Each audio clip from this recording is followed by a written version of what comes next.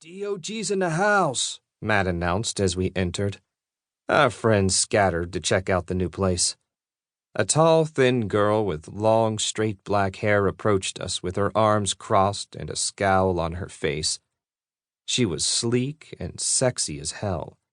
Despite the off-limits vibe she was sending, my interest in the night immediately piqued. I was up for a little challenge. "Dogs are not welcome here," she said with complete arrogance. I grinned just enough that I knew my dimples were showing. Most girls found them irresistible, but this one seemed completely unaffected.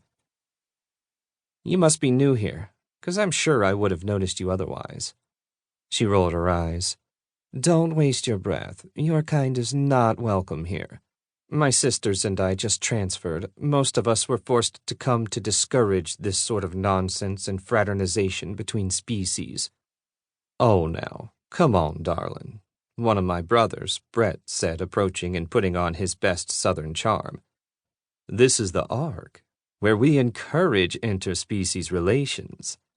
He wiggled his eyebrows, and for a brief moment the Ice Queen thawed. Game on, I thought. "Ignore the coyote. What's your name, gorgeous?" She frowned at me. "You are clearly nothing but trouble." She turned to Brett with a look of disgust. "Coyote." She whipped her long, shiny hair as she turned and stalked away. "Come on, Chase. What was that all about?" Brett demanded. "Dude, you totally cut in on my game." "What game?" Matt laughed. "Hey, Ayana."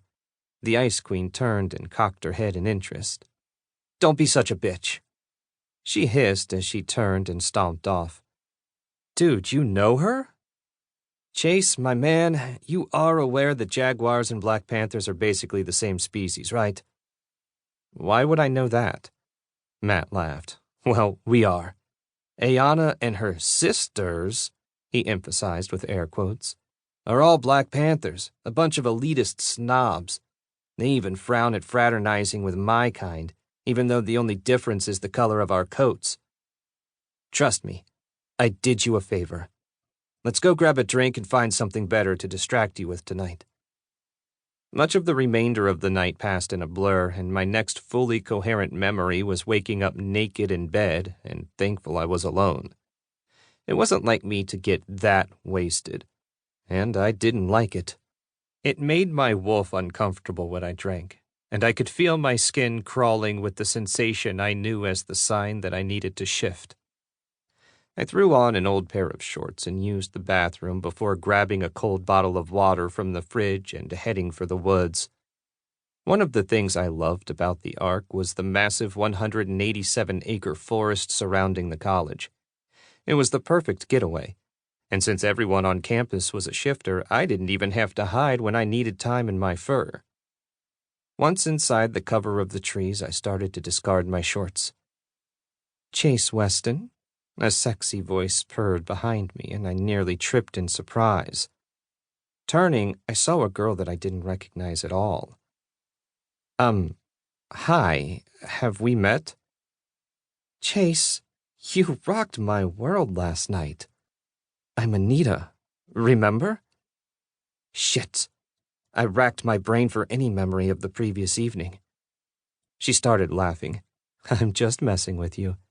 You were pretty wasted last night, though. I really am Anita.